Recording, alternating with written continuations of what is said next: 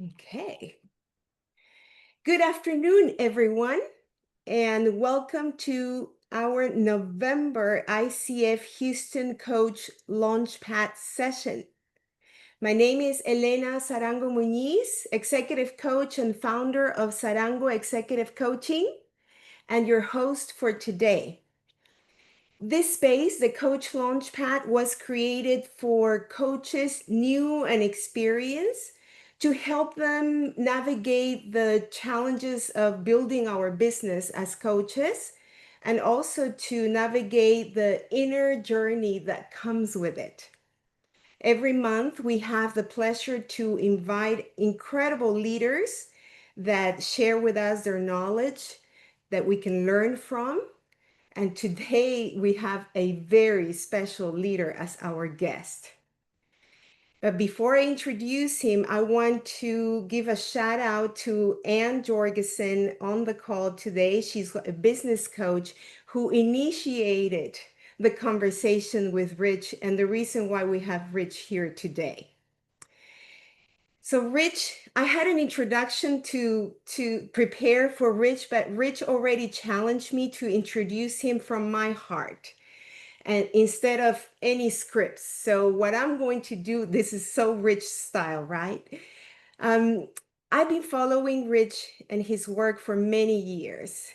And the reason why I admire him so much is because he challenges his leaders and coaches and entrepreneurs to really think deeper rather than bigger. To instead of doing, being with our clients. And that's why I really love the way he does his work. I know it's his calling. It inspires me to be always on purpose when I am serving my clients. So, Rich, it is an honor, truly an honor to have you here today. And thank you for accepting our invitation. Our audience, I'm sure, is honored to have you here as well. Elena, thank you. Thanks for bringing me into the room. I appreciate you inviting me. Thank you. Absolutely. So we have 3 questions prepared for Rich, and then we're going to leave some room for questions from the audience because that's, I know, where we get the real juice of the conversation with Rich. So Rich, are we ready for our first question?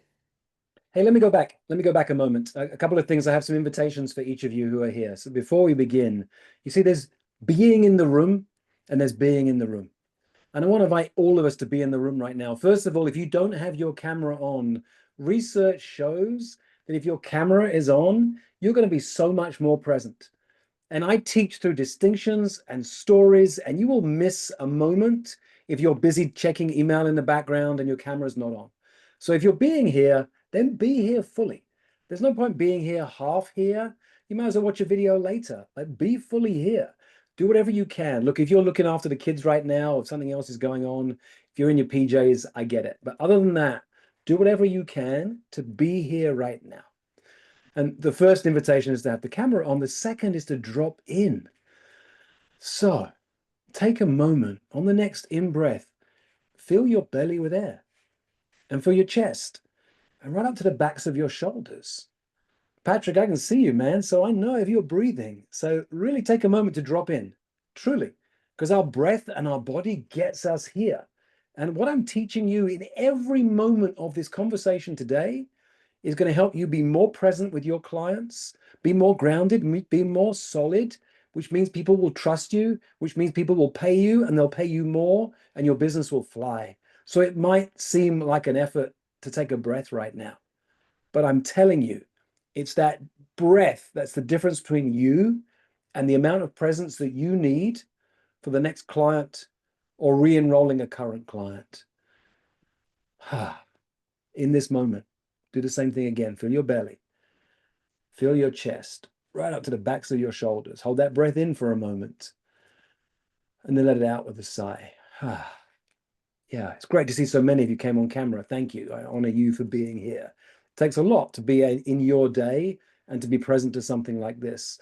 And let's do the same thing again. Feel your belly, feel your chest right up to the backs of your shoulders, and then hold this breath as long as you can. And then, whenever you're ready, breathe out with a sigh as long and as loud as you dare. Oh, it doesn't take much, but most of us are this far from presence. And that's the distance between you and everything you want. So welcome, guys. I have 3 invitations for you. The first invitation is, are you open to the possible... let me backtrack. First, what you put into the chat, why are you here? Why are you here? Tell me. I want to know. Why are you here? You're here for a reason. You're giving up your time and money to be here. You don't have to be here. You have chosen to be here. Why are you here? What do you want?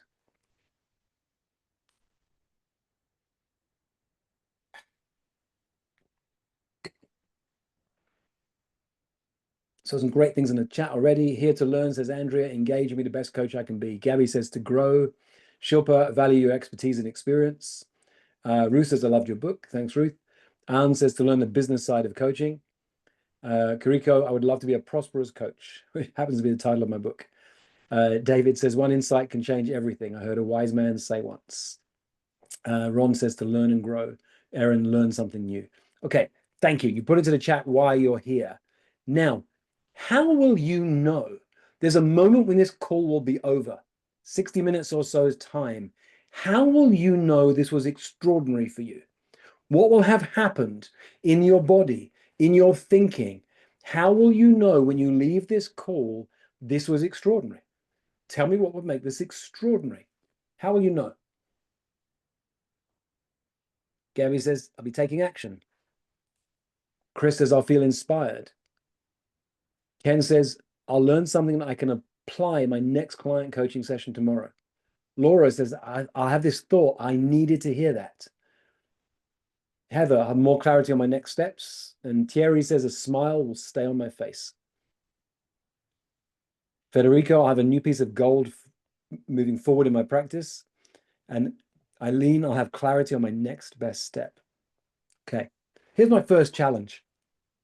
Are you open to the possibility that the reason you're here is not the reason you think you're here? Give me a wave if you're open to that as a possibility. Are you open to the possibility the reason you're here is not the reason you think you're here? Now, pay attention, because I'm modeling the power of coaching in every word I use, every question I ask. That question can change everything with a client, because they come for a reason. They come for a purpose. Well, if you're focused on a reason and a purpose, then you're not going to see possibilities on either side of that. And that wave you just gave me, like you're open to the possibility that you're here for a reason you don't yet know, means you begin to scan for possibilities you couldn't have seen before you heard that question. Second question. Second distinction. I teach through distinctions. Distinctions are a way of seeing life. Life looks this way, and now there's a new way of seeing life. Distinctions give you power. Would you consider being here for transformation instead of information? You see, if you're here for information, you're going to write notes on everything I say. If you're here for transformation, you're listening to that one moment, that one question, that one insight, that one shift that changes everything. Are you open to being here for transformation rather than information? Give me a wave. Transformation versus information. Powerful distinction. Okay, thank you. I appreciate that. It has me know that you're going to show up differently. Look, if you need to write notes, go for it. I've realized now, I used to go to events like this and I always take copious notes, and I always promised myself I'd go through them later. And I'd have piles of notes that I never went back to. And now I've realized, oh, I process by writing. I'm not writing it down in order to go back to and refer it to it. So if you want to write as much as you like, but be here for transformation, not information. The third, discomfort over comfort. I invite you to be here to feel uncomfortable. And what that means is most people are listening for agreement. Oh, I like what he said. Or disagreement. That's bullshit. I don't like what he said. Disagree. He's wrong. If you're only listening for agreement or disagreement, you're going to miss possibilities. Listen for discomfort. I don't like what he just said. huh, what could that mean about the way that I see the world? By the way, not because I'm attached that I think I'm right. And so I'm giving you a clever way of knowing that I'm right. I don't care if you like what I say or don't like what I say. I'll probably disagree with myself 7 times during the conversation today. What I'm inviting you to do is to listen from a place of curiosity. And most of the time, we don't come from real curiosity. And discomfort is a place of, I don't know, I disagree, I'm not sure, I don't like that. Okay, there could be some gold there if you're willing to look. So who's willing to lean into discomfort rather than comfort? Okay, beautiful. Thank you. That means we're on the same page. Look, quick background to me, those of you who don't know me. I'm back in London. I've lived in California for 20 years. 20 years ago, I came to California because I was a high school teacher. I'd lost my job. I went off to lick my wounds in Thailand, began coaching on a beach with these coaching playing cards, found out about a workshop in California, came to San Francisco at the time, met a woman who I proposed to 10 days later. I don't necessarily recommend it, but one of my values is adventure. And she said yes. And we've now been married for 19 years this year. But I stayed in California for almost 20 years. And we've just moved back to London, where I'm from. And we've moved here because we want our kids to have an international experience. And I love it in California. I'd be happy to stay. But I want my kids to have an international experience. And I don't believe that everyone is meant to live in the place where they grew up. I don't believe that everyone's meant to live in the place where I grew up. I know I'm not. So coming back to London was a challenge. And I'm showing up here differently. I've set a distinction for myself called not rich. You see, there's Rich and what he would do. I'm a bit of an introvert. I'm a little shy. I'm happy to talk on a conversation like this. Put me in a room full of people. I don't really do small talk very well. And I shut down. But not Rich would talk to everybody. And I'm literally talking to everybody. I was in the park the other day with my dog. I started chatting to this other guy with a dog. He looked familiar. I couldn't quite place him. When I asked what his name was, he said Eddie. And I realized as I walked away, it was Eddie Redmayne, the actor. If any of you saw Day of the Jackal, great actor. I am talking to everybody. I'm showing up as not rich. There's a distinction for you already. How can you take that into the world? How can you take that to your clients? So in 2006, I moved to the United States. I start coaching. I love coaching. The coach trainings were amazing. I met amazing people. They all know the feeling. Love doing the coach trainings. Love meeting other coaches. Coaching's changed my life. Anyone know this when they started coaching?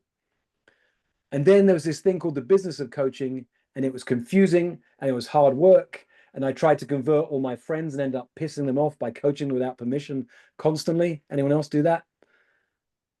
And I couldn't make any money. And there was this guy called Steve Chandler who was teaching coaches how to build a coaching business. And he just wrote a blog article about making bold requests. So I reached out to Steve and said, I'm making a bold request, man. Let me in your program that teaches coaches how to make money. I haven't got the money. I can't afford to do it, but I'll pay you double at the end. Promise you I'm going to be successful. And he really upset me because he wrote this blog about writing bold requests. I made one of him and he wrote back and said, I want the rich who can make the money first. And I was really pissed off, if I'm honest, and a bit hurt.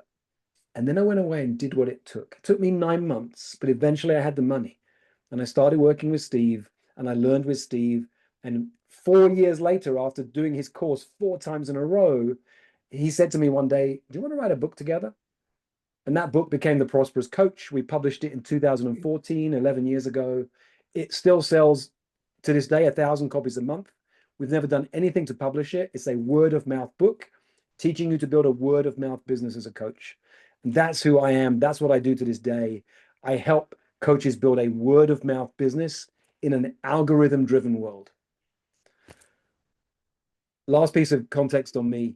About 4 years ago, I started to get a bit pissed off seeing how many people were online telling coaches how to build a business when I knew they were either actually not successful or they weren't coaches. They were internet marketers. So I said, if they can do this, I can do it better than them. Let me lean in. I've had, 16 years of building a business by word of mouth.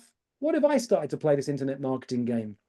I invested almost $400,000 over 3 years and did almost nothing to build my business because I'm not an internet marketer.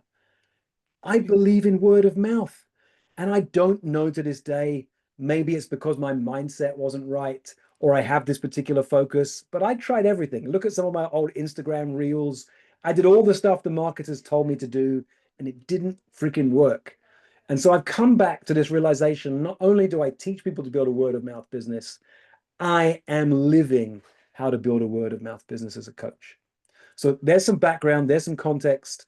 Love it if you put any insights you get from that story into the chat. What did you get?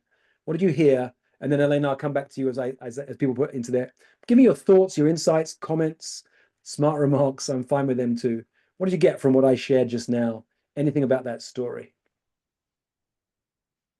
Patrick wrote, my wife is tired of me coaching her all the time. Yep, stop doing that, man. Andrea said, we lived in London for a few years. It was transformational for our twins. I love it. Janine wrote, excellent book. Thank you. Justin said, you trusted your own experience. Brian wrote, it resonates powerfully with me. Federico wrote, be yourself. That's the heart of everything I teach. And it's actually the hardest thing to do because we have spent 20 years of schooling being told by everybody, teachers, parents, society, culture, the media, be anyone but yourself. It takes a lot of rewiring to come back to being yourself. Elena, I'm in your hands. Let's play. Thank you, Rich. That was great background. Rich, most of us or some of us we have the idea that to be prosperous coaches, we need clients. And we do so many things, as you mentioned, probably early in your career to build those number of clients. What's the difference between a coach who needs clients and a coach who shows up as if they don't?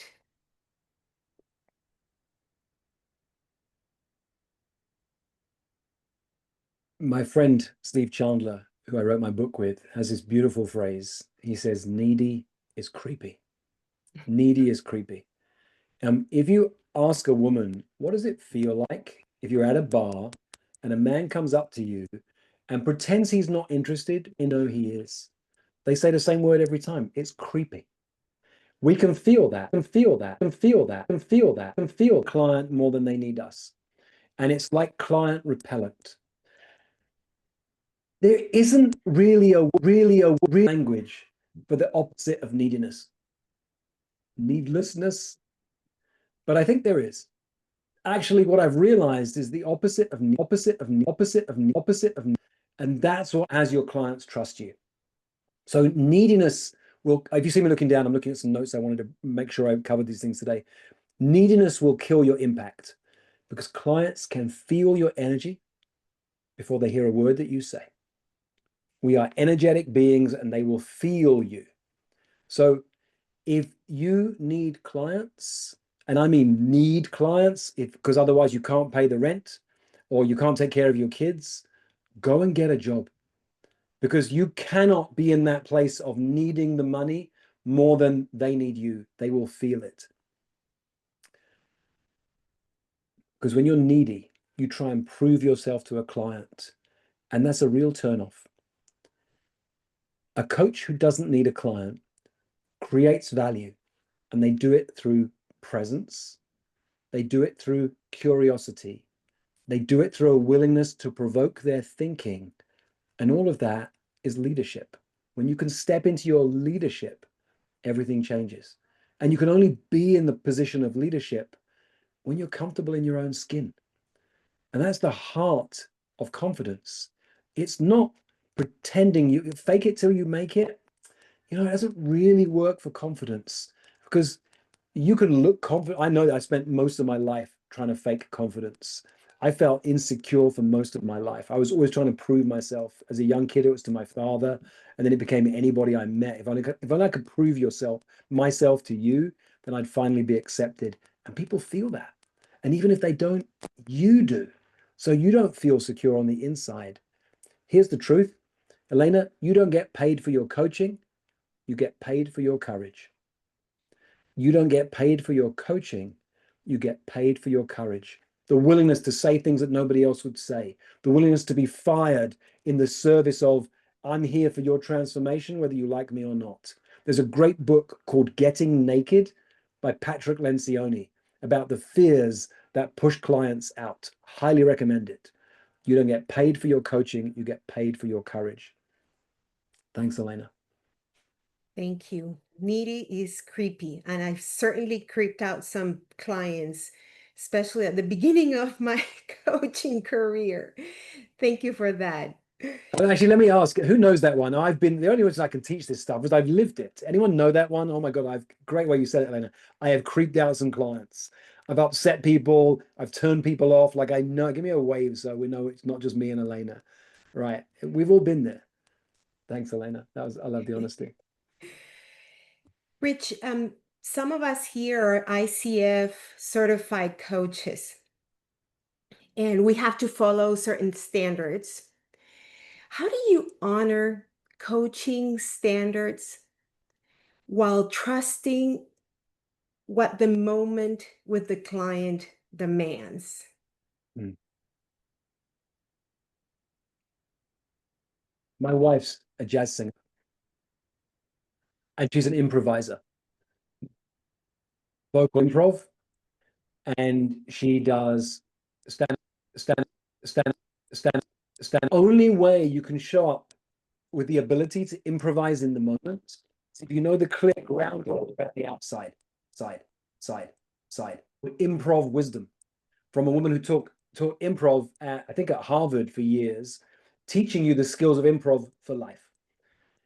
You have to put the boundaries around. And if you ever done march, if you ever done march, if you ever done march, if you ever done march, if you ever done, you learn the basics. It's really important. In karate, they're called kata, certain movements that basics are grounded in you. Patients like the ICF want to make.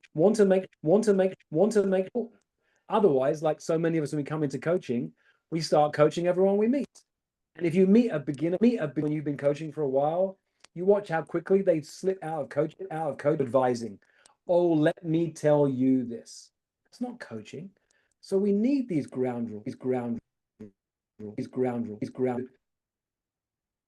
being a true coach, not a consultant, not an advisor, a real coach. And training wheels off, was off, was off, was off. I trained with a guy who lived on the rough streets in South London, and we would come home covered in bruises because he said, how high you can kick a punch, and you're out in the street and someone hits you for the first time, you are going down and you're done. So we'd come home covered in bruises because that dojo was about making us understand what it felt to be present and in the moment, and know what it's like, challenging situations you can face. The ICF put the training wheels on you, and there comes a moment when you need to take the training wheels off. Rules create safety, and presence creates transformation. Rules create safety, presence creates transformation. You start inside the lines so you can learn to color outside them. You move from a foundational coach towards mastery when you're willing to trust your gut and your intuition more than the script. That's how I play, Elena, and that's how I teach coaches around this. Love that you guys are in the ICF. They create great structures for you. And there's a place where at some point you want to start coloring outside the lines. That was beautiful. The image that I got from that explanation, Rich, is like if we are on a bridge and we have to hold on to the ropes on the side and the bridge is still moving, right? And we have to hold on to it so we don't fall off. But then as we advance in our coaching journey, the bridge becomes sturdier and we can let the ropes go and walk a straight line to the end of the bridge. That idea came to me just now. Thank you. Rich, what separates coaches who get results from coaches who get referrals? You talk about referrals. Can you make that distinction for us, please? when we come into coaching, we're so focused on getting new clients, we forget to ever turn off that switch.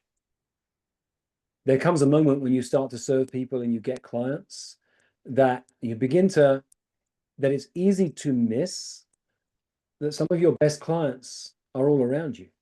I went and had coffee this morning with a woman I first started coaching in 2008. That's, what's that, 17 years of coaching? I've got a community called 4PC. Stands for the 4% Club. It's a community for elite coaches who coach elite leaders. I've got 3 members in that community who've been in for 11 years. I've got 2 who've been in for 7 years. I've got several who've been in for 3 years. These are clients who keep renewing. If you stopped for a moment that focus that's relentless about getting new clients and thought, how can I astonish my current clients so much that they can't see any option other than to keep working with me? Coaches who get results are focused on transactional coaching. It's a great thing to do to help your clients get results.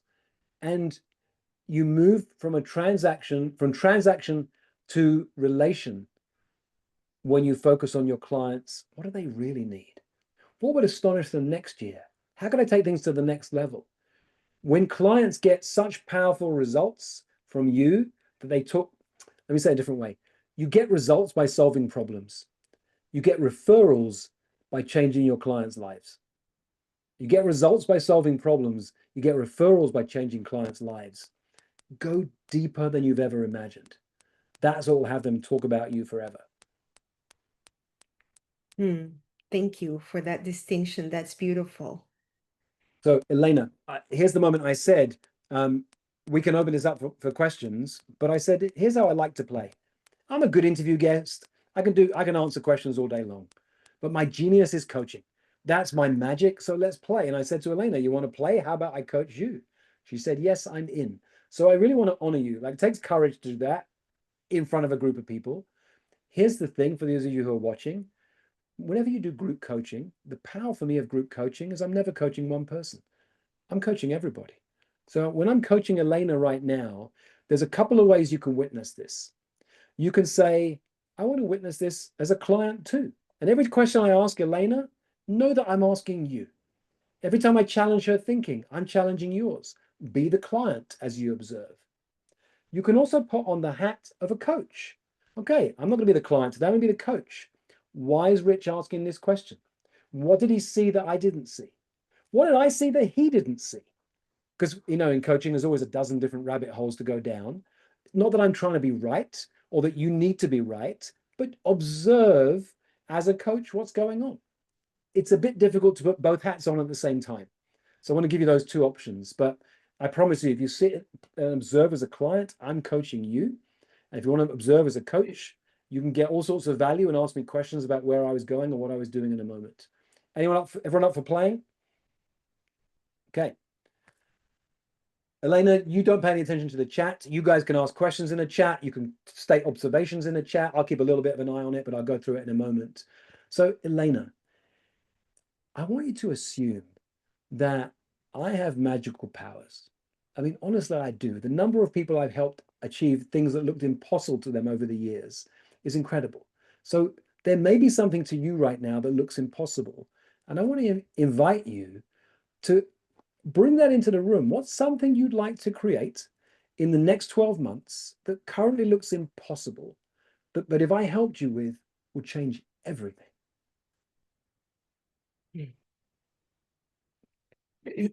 By the way, I'm embracing discomfort, as you mentioned at the beginning of the call, big time. As a 2.5 years business owner, my expectation of where I would be right now is very different from where I am right now in terms of income from my coaching. So what I would like to create in 2026 or in the next 12 months is a business that is thriving, that it's meeting my financial goal, um, and that I'm enjoying at the same time. That I don't have to chase things, but receive things as they come. Um, does that answer your question? Yes and no. So first of all, thanks for your courage in playing with me in this way.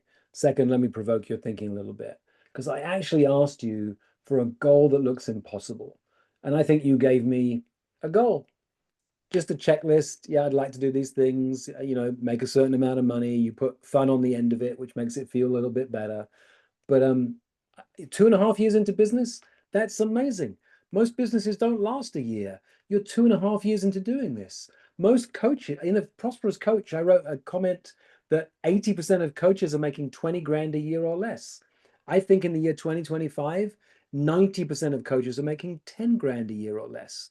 It's a really hard thing to build a coaching practice. You are doing so. That's amazing. Let's dream a little out of the box. I've given you an invitation to go for something that looks impossible. How's that sound? Yes. Okay. So while So what's Elena's thinking you guys, I'm going to give Elena a moment to pause. Notice what I'm doing, right? I'm not jumping in on the first thing that she says. Great. Let me help you with that. To me, that's strategic coaching. Like, okay, let's turn this into a strategy. You need a 17-step plan. Let's go. We can do that. I can do that all day long. I'm going deeper. Let's see what's hidden behind this. Okay, Elena, what you got? what seems impossible is to create clients like the one that I'm about to hopefully close an agreement with, which is a combination of coaching and consulting. I want to have 10 of those clients per year to be able to replace my corporate salary with doing just what I do now. That seems impossible to me. Nice. Okay, now we're talking. So first, let me really push you on the use of language. Language is power, and Mhm. how we use our language creates our world.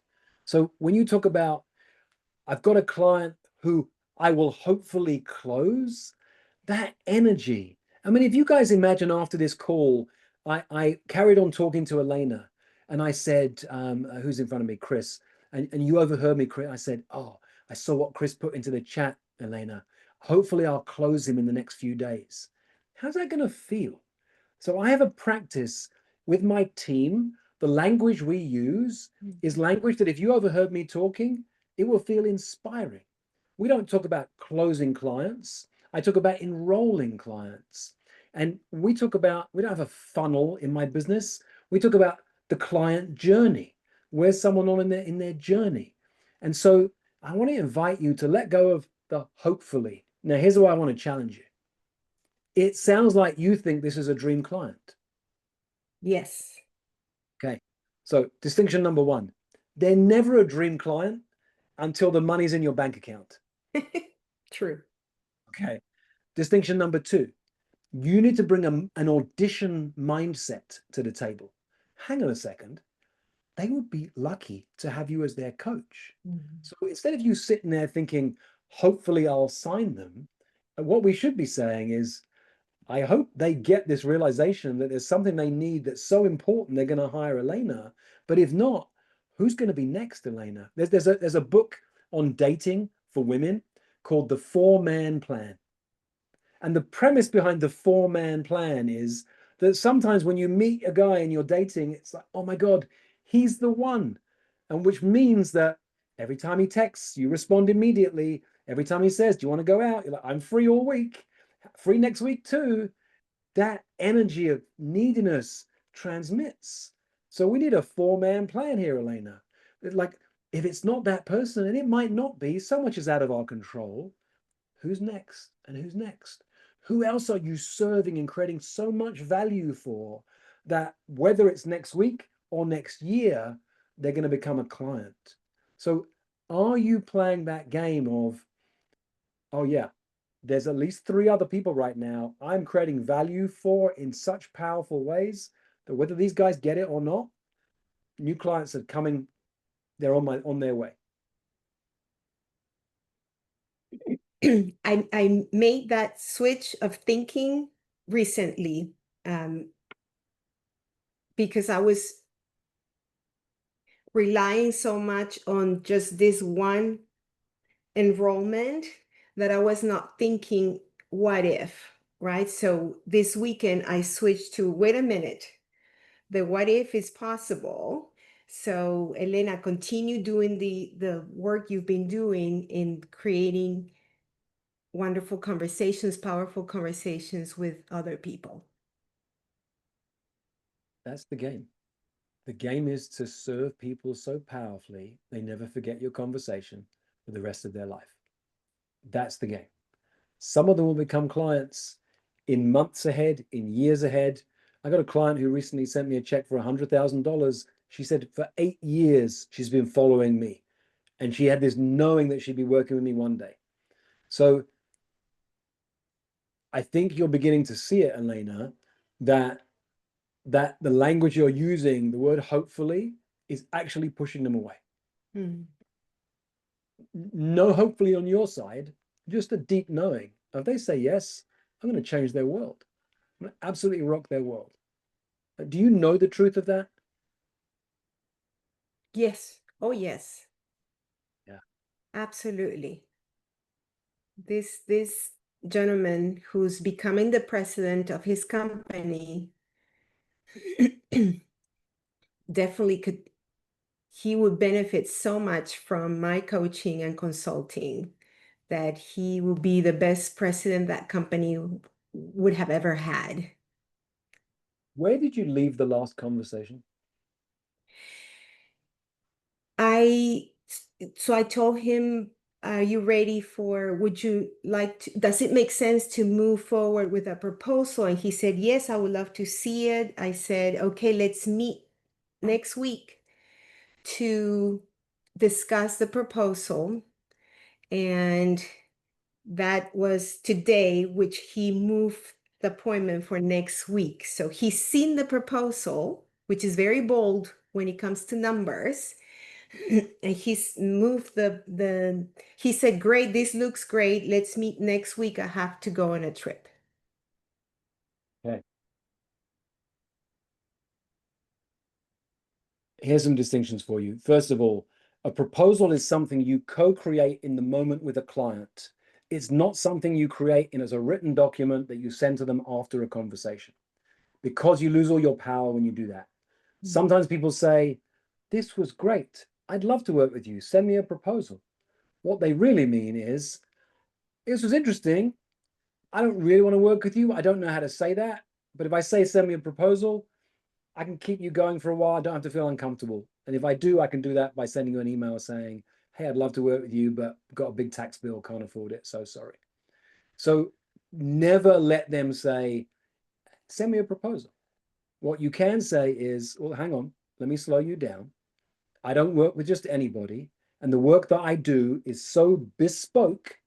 That's a British English word that is like it's different from tailor-made. And so you can buy a suit off the shelf. If you're lucky, it fits you. If you don't, it's baggy at certain places. You can have it tailor-made. You take it to the tailor and they make it fit your body.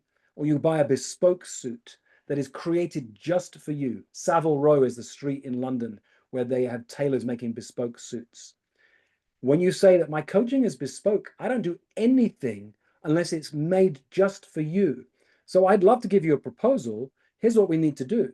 We need another conversation. In that conversation, what I'm going to do is break down the dreams you have, the goals you have, the fears and doubts you have, and create something that is customized just for you. Is that of interest to you? Sure. Yes, I'd love that. Okay, great. I can speak next Thursday at 9. How about you? I can do that. Hang on a second, slow down. I need you to check before you say yes, that if you commit to this time, that you're as committed to this as if you were going to attend a meeting with your board of directors. Because I will show up fully in service, not of you, but of this dream that you've talked about today. And I will help create something in that conversation that will move you towards that dream. Whether or not we end up working together, I don't care. I promise you that conversation will change your life. So don't say yes unless you can make a full body commitment that you'll be on that call at next Thursday at 9, and you'll have told your assistant to hold your calls and you'll be there for the full hour. Are you interested to put that on the calendar? And if not, it's okay. We don't have to speak. I'm enrolling them in every step of the process. Feel how enrolling that is. And I'm not letting them off the hook. People don't reschedule calls with me at short notice because I enroll them in being fully there for the next conversation. Now, you don't know. He's going away on vacation. Why is that a short notice? Why is he suddenly telling you? What's going on? Does he just push it away because he feels uncomfortable? Is he really in, but he just doesn't know how to commit? We don't know. But I'm getting clues about how you need to step deeper into your leadership. Everything I'm teaching about in 2026 is about embodied leadership, because even in how you set up the next call, you show up as a leader or you show up as letting them lead. And when you let them lead, they have all the power and they don't need coaching. So let me pause. I'm deliberately provoking your thinking. How's that landing, Elena? And if you put to the chat, what did you guys get from that conversation?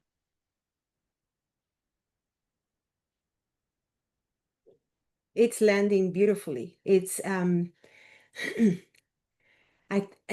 it's frustrating because I know these things. I've been following you, but I didn't put it in practice here because I think I relied so much on the connection that I created on that first conversation with him. And he said, "Oh, I need you. There's no doubt that you're the one that needs to help me, that can help me." That I just went, "Okay, great. Does it make sense? I send you a proposal." Yeah. So But you're here's what you have to do. I call this testing the yes. Most people react the same way you do. Oh my God, they're in. They love me. We're going to get married and live together happily ever after. It's every Disney movie, right? I finally found my prince.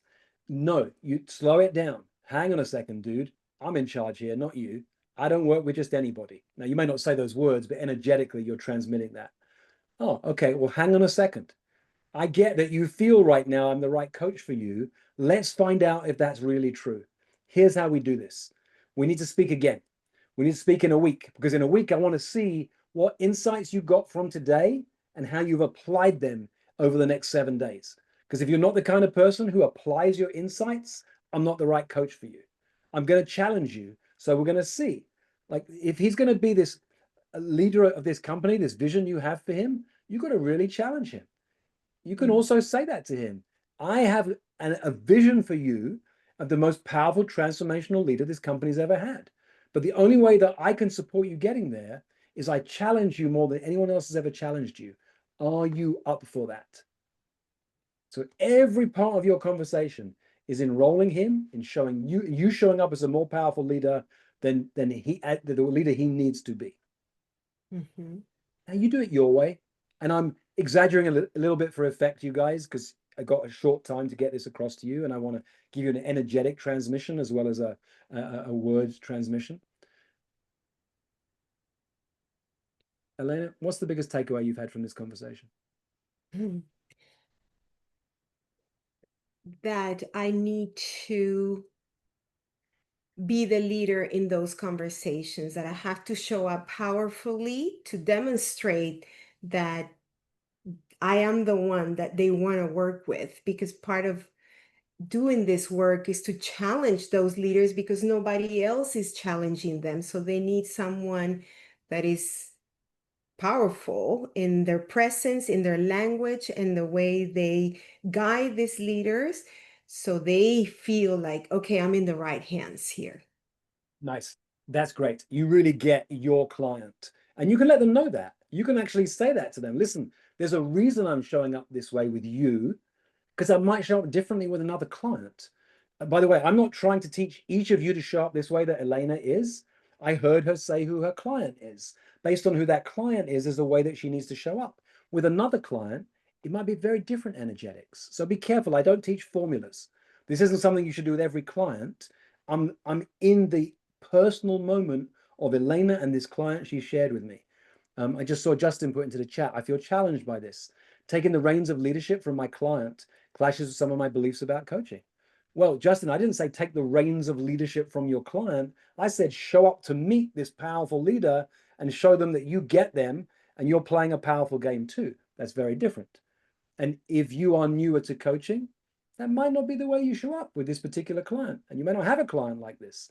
So remember, I'm not teaching a formula. I'm with Elena in this moment. Let me have a look. There was another comment I wanted to come to. Robin wrote, makes me feel uncomfortable. Good. You don't get paid for your coaching. You get paid for your courage. Again, this may not be for you, Robin, where you are in your journey. You have to see where you are. Remember, what I do is I help elite coaches work with elite clients. And so, and we get there on our journey. I wasn't like this at the beginning. Steve Chandler used to say to me, he said at the beginning of his coaching career, he only had two criteria for clients. One, they had a one, they could write a check. Two, they had a pulse. And then he would say, and frankly, having a pulse was optional. We've all been there. Sometimes you just need the money. And I'm not talking about that. I'm talking about when you start to play a bigger game. I've got a ton of resources you can see online about different, all my YouTube videos, my podcasts, my articles on my website, on my newsletter that teach you wherever you are in your coaching journey. But where I am with Elena, who's about to sign this really high-powered client, I got to go where she needs to go. And Elena, it may not hurt at this moment in time to say, I like to use video these days. And if you have their cell phone, it's easy. I record a video on the cell phone because our email inboxes are packed. And if you're working with a leader like that, they've got so many emails that are going unanswered. If you have a cell phone number, you grab your cell phone and you record a video. If you don't, you can use Loom, Loom, and it's an app on the phone. And you can then, I would send an email, and in the title of the email, it would say, I made you a video, and put their name.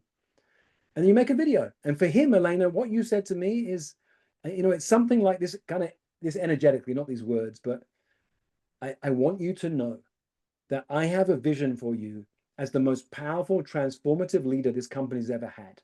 And I'm holding that for you.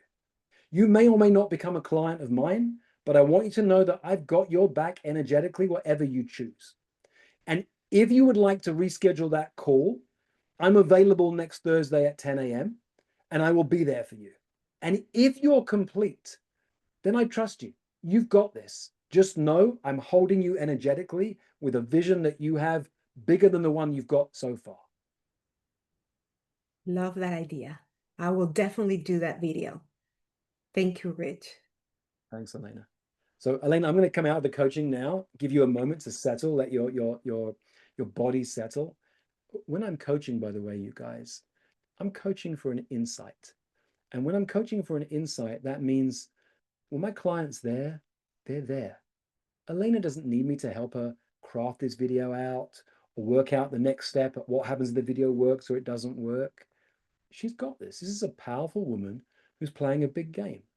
So I'm deliberately giving her some space right now for her system to settle because she's going to come back into host mode in a moment. What did you get from anything that's happened so far today in the call? What's a takeaway you've had? Or if you have a question for me, put the question into the chat. And then Elena will host us. We've got 10 minutes. I can take some questions that we can play. Hey, thanks, Elena.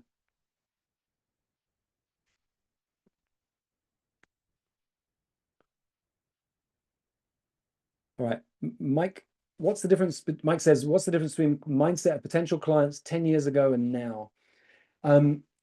Here's the main thing I'd say. 10 years ago, when we wrote The Prosperous Coach, we said, offer everybody 2 hours of time. Serve them so powerfully. In 2 hours, you'll blow their mind.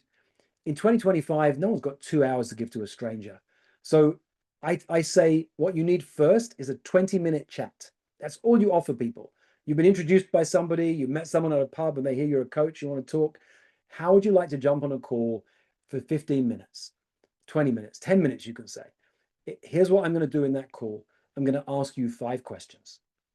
At the end of the call, because of those 5 questions, you'll leave with more confidence and more clarity and a single action step you can take at 9 a.m. tomorrow morning.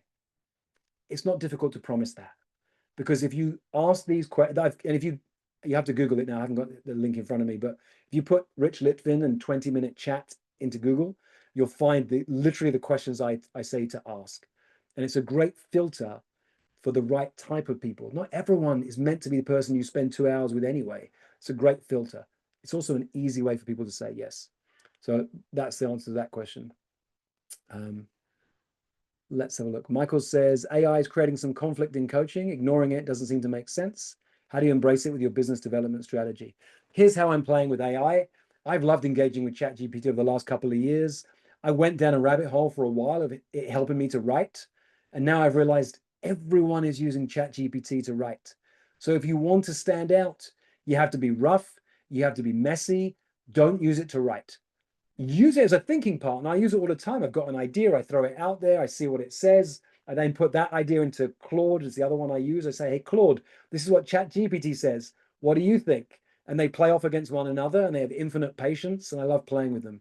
I wouldn't recommend using them to write. And in a world where in a few years, every middle manager will have an AI coach paid for by their company, the only place to go is high-end bespoke coaching for really high-level leaders. And that's what I teach. Let's see what other questions you guys have.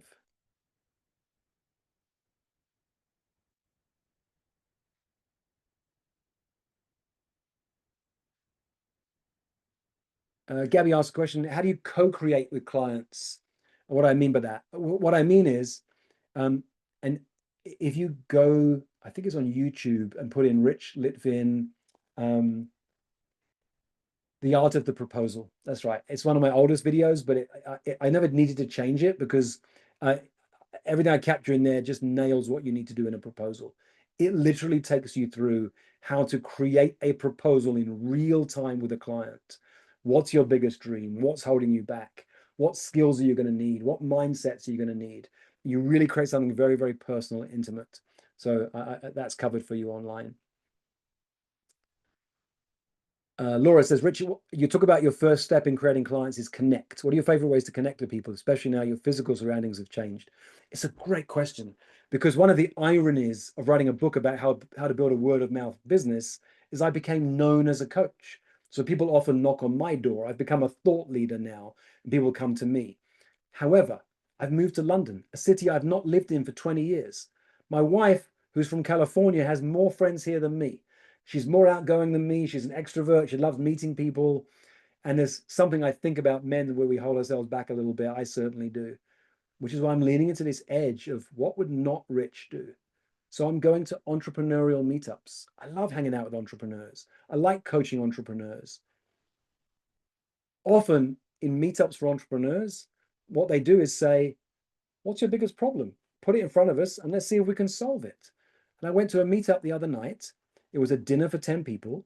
And one at a time, we had to say what our big problem was that was keeping us up at night. And someone would say their problem. And entrepreneur number one would jump in and start giving them advice. And then entrepreneur number two would start telling their story. They weren't really listening, they just wanted to share a story and weren't really present. And then they all do this in turn, either telling them what they needed to do without really listening to what was going on, or they definitely hadn't listened to what was going on, just wanted to share a story about what they had done. And each time it came to me at the table, and I'd pause and ask a question that provoked their thinking, and they went a bit deeper. Or I'd share a distinction or an idea that reframed the way they were seeing it. And I felt it every time at the table. We just dropped in a little bit deeper. And it was so fun because this is the game I play all day long. I'm coaching. And I didn't do deep coaching, just one question or one angle they weren't looking from. And by the end of it, everybody wanted to speak to me about what I do. So that's how I'm literally playing with this in real time in a new city where I don't know a soul, getting out there and meeting people. I'm also talking to everybody. So I'm in the gym the other day. I see a guy who's got an amazing physique, and I go up to him and say, hey, dude, you have an amazing physique. I'm just speaking truth. Nobody talks at the gym anymore. Everyone's got headphones in. I don't care. I'm going to talk to you. And I had this great conversation because I asked him, can you tell me about nutrition? It's the one thing I've never really dialed in. And he said, I'll give you some advice. I'll send you some stuff. What do you do? I say. He says, well, I've just sold no, he asked me. He says, what do you do? And I say, well, I'm writing a book right now called Beyond Success. It's a book that helps post-exit entrepreneurs who built and sold businesses want to give back, but don't want to build another business by coaching or consulting. And he goes, dude, I just sold my business for $200 million. Can I talk to you? So I'm speaking into the world. I haven't even written that book yet, by the way. I'm writing it right now. I'm speaking into the Gonna world say, what I aspire to do. Justin needs to mute his phone for a sec. What I aspire to do, and clients are being created because I'm in conversation. Justin, were you trying to ask me a question, or you just came off mute by accident? Okay, looks like it was an accident. yeah, All right, sorry Elena, about that. let me pause there, Elena. Thank you, Thank you, Rich. Rich. Are there any other questions from anyone? Do you speak in public for fun, Rich?